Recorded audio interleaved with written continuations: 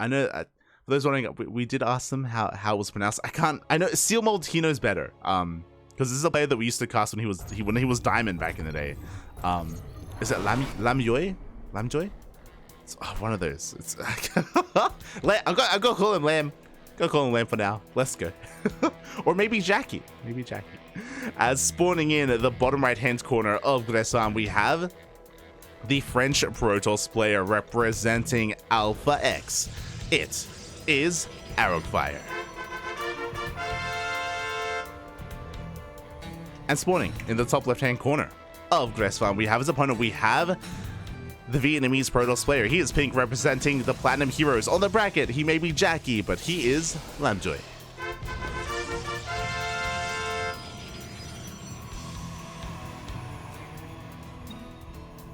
Oh, okay. My apologies. Jackie is Pleiades, not Lamjoy. Okay, sorry. They're all confusing, and it's confusing because his name that's his name in game. All right. I'll just call him Jackie. I'll call him or Pleiades.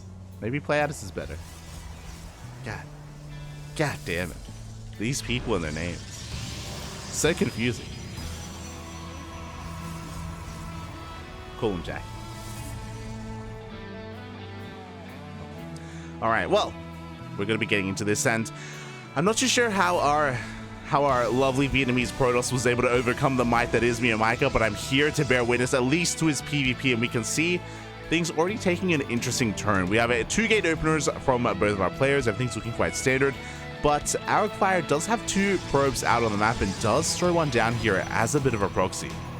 Now, this is a pretty common location for a fake proxy pylon.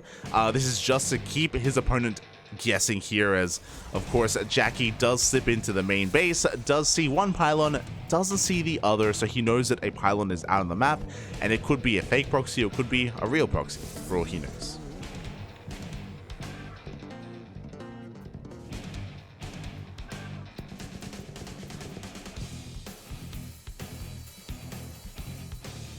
Okay. Okay, shout out to Kuro. Kuro was letting me know. Okay, so Lamjoy is a different player, and Jackie is his own player, and they're both friends, and their ladder accounts are each other's names. So Lamjoy's name is Jackie Alter, and Jackie's name is Lamjoy Alter. God. God damn it. I'm shaking my head.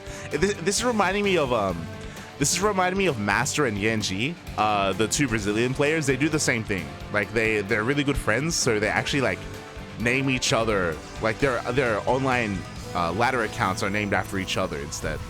It's totally not confusing. God damn.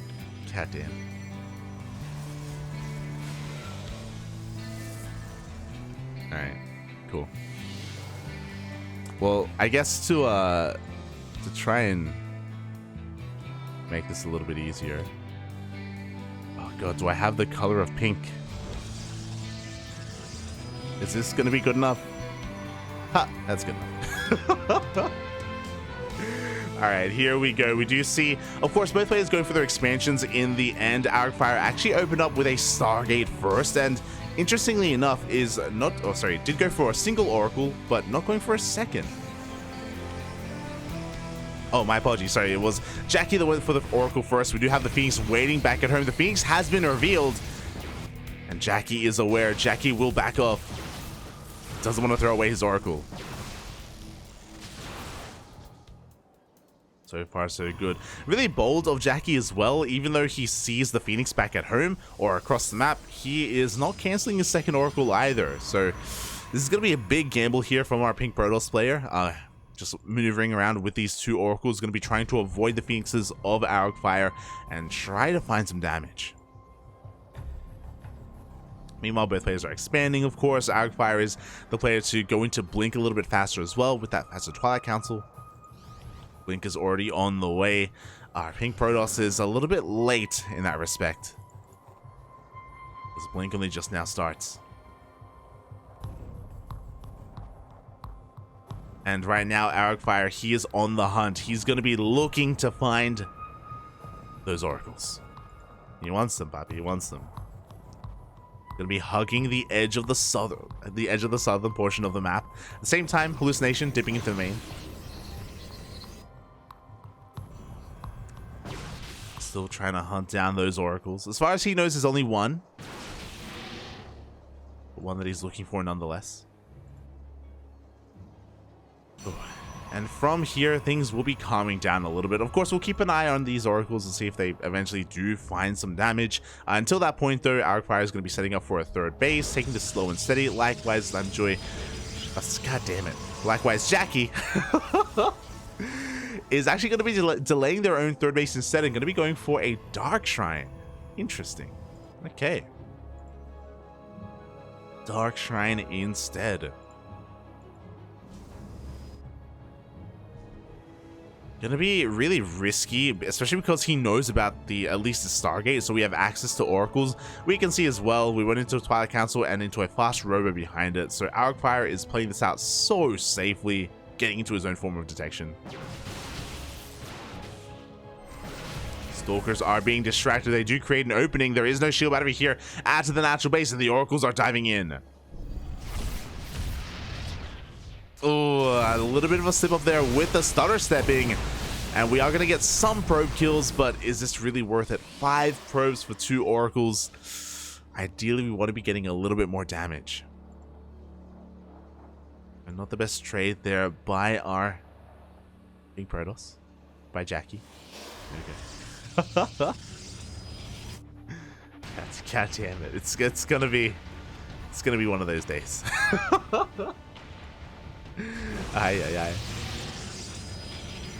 Gonna be one of those days as Arrogfire is gonna be pushing out across the map here.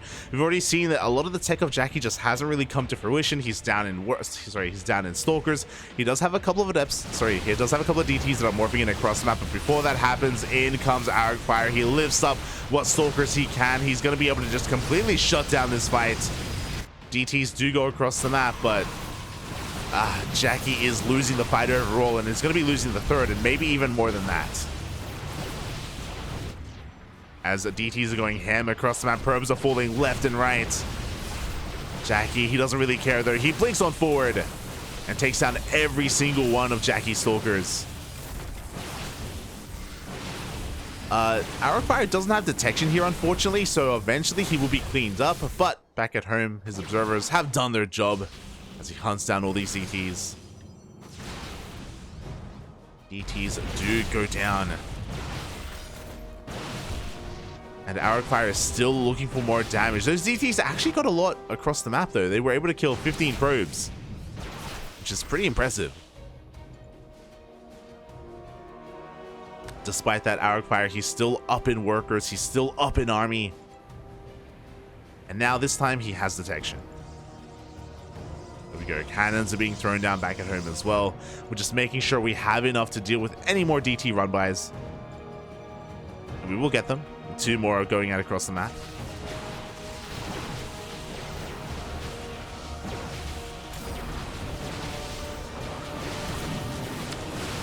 And we're getting a little bit of deja vu here as the boys are being pulled once again. We only have 4 Stalkers to defend for Jackie. 4 Stalkers against the 14 of Arrogfire, and it's just a numbers game at this point. Jackie was having a lot of great moves to try to come back in this when it comes to the oracles, when it comes to the DTs, but it just wasn't enough. GG gets called, and Arrogfire will take game number 1.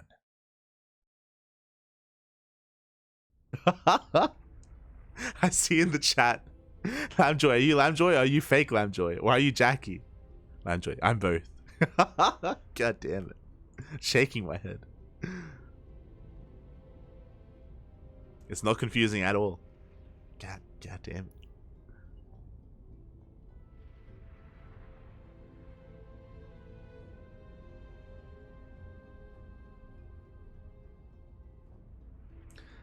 You see the chat. We are all Jackie deep down inside us, if you believe enough. Oh.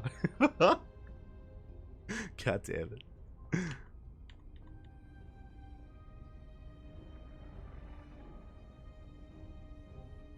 Not like this, not like this. But with that, of course, Arrogfire does take a lead in this series. A pretty solid game from our French Protoss, to be honest. Very solid indeed.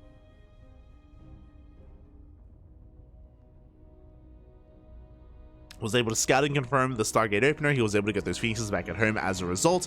Likewise, it was playing it out really safe, getting those observers just in case of the possibility of something like DTs. And sure, the Dark Templar did do some damage, but clearly not enough. Not enough to offset the overall Stalker disparity that was being had there. Wouldn't keep up in the end. Now we are getting into game number 2.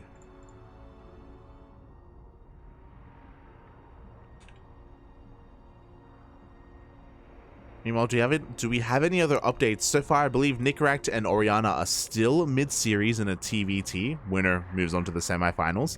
Likewise, Erebus and Lily are still mid-series as well. And Night Phoenix has been patiently waiting. Night Phoenix has been patiently waiting for them, and Nice has been waiting for a while as well. So, yeah, a lot of Protoss, actually, a lot of Protoss. I also just realized, with the death of, with Demi having to bow out and forfeit, and with Miomaika going down to Jackie as well, that is the end of Zerg. Those were the last Zerg players here in the tournament. Two powerful Zergs in their own right, and again, Demi could have at least had a longer run, but, you know, he isn't feeling too well and has to, you know, take care of himself. Likewise, there was an insane upset with Jackie taking down Miomaika, and that's it. That's all the Zergs, Poppy. That's all the Zergs. Usually we have a couple of others, but they're missing. Dimaga is missing today. Wayne is missing today as well. Those are the 2 other notable Zerg players from Europe that usually participate in our tournaments. So for them to not be here is quite unfortunate. It does mean that it's typically going to be, or that means that there's a little bit less variety as we move on in this tournament. Mainly going to be PvPs and PvTs. As I can see the upper half of the bracket is going to be pure Protoss. Let's go. Let's go, Poppy. It's going to be on Control, Nicorette, and Oriana to wave that Terran banner as hard as they can. Can they stop the PvP finals? We're going to find out. As spawning in the bottom right-hand corner of Babylon, we have the French Protoss player representing Alpha X. It is Arrogfire. And spawning in the top left-hand corner of Babylon, we have his opponent. We have the Vietnamese Protoss player representing Platinum Heroes. It is Jackie.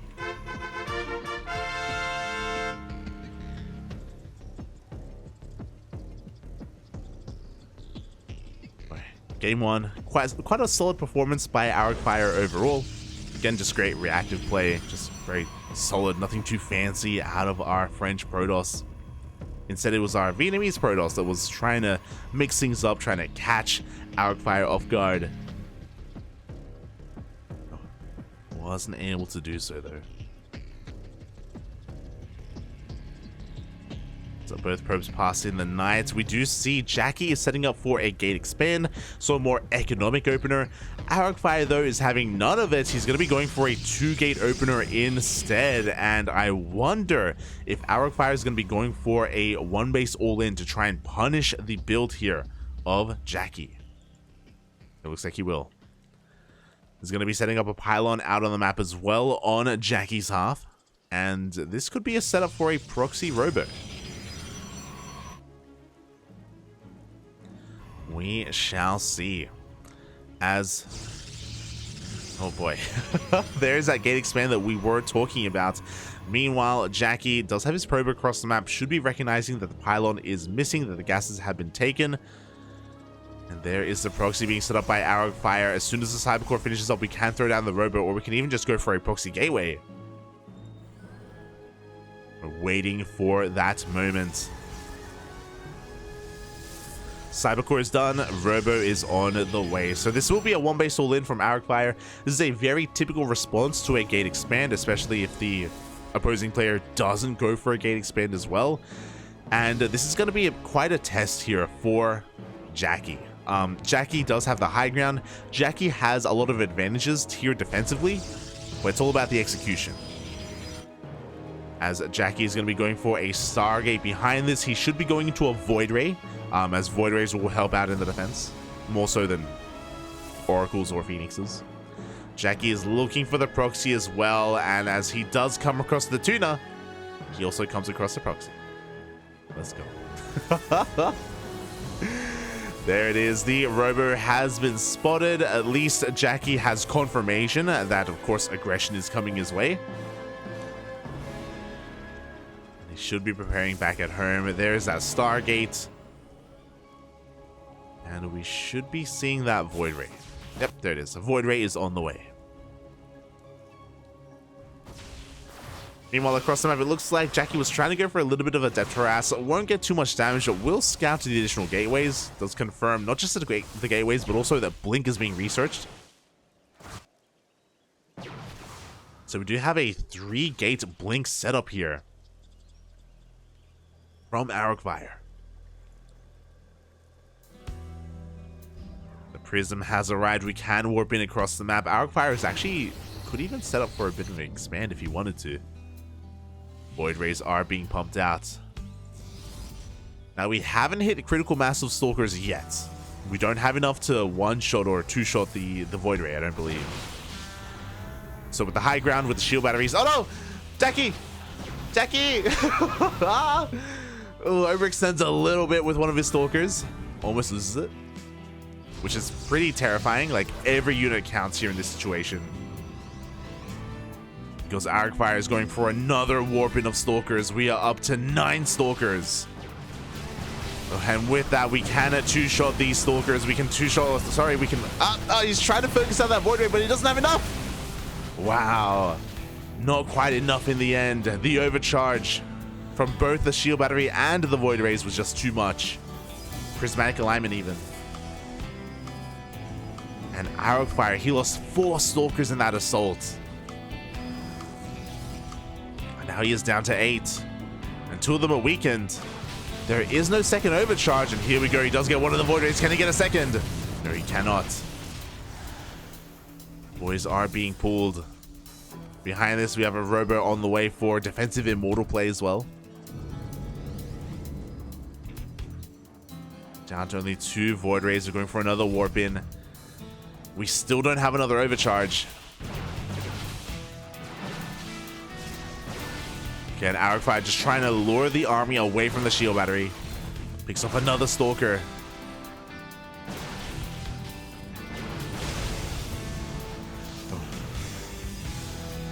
And I really worry that that Jackie has stopped making Void Rays. There we go. Immortal production has commenced. But we only have 2 Void Rays, and I don't know if that's going to be enough. And here we go. We blink on forward. We two-shot the Void Rays. There were only 2 to begin with. They all go down, and it looks like Arrogfire has done it. He's broken through the defenses of Jackie. Oh, as I say, that is forced out of the natural.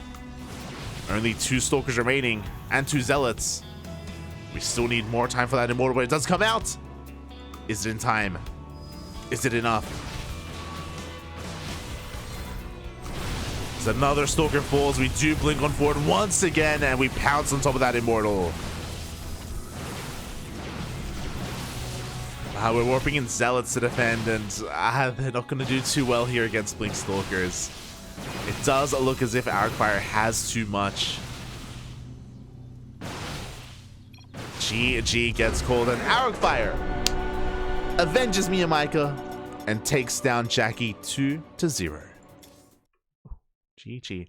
With a cheeky 1 base all in. And again, that is a typical response here, especially if you're going for a 2-gate opener against a gate expand. Unfortunately, Lamjoy... God damn it. Unfortunately, Jackie... Unfortunately, Jackie wasn't able to hold on to his natural base. Had plenty of shield batteries, sure. I feel like it was a little bit greedy of him to delay Void Ray production the way that he did, and to try and sneak out and squeeze out a Robo and wait for the Immortal. There was a big window there where he was so vulnerable, where he only had 2 Void Rays and I think 3 or 4 Stalkers, and that is it, as he was waiting for that Immortal to come out. We saw Arrogfire just take full advantage of that window, broke on through, busted into the natural, and from there was just a snowball effect. GG, well played. And congratulations to Arrogfire as he does advance on in the tournament into the next round.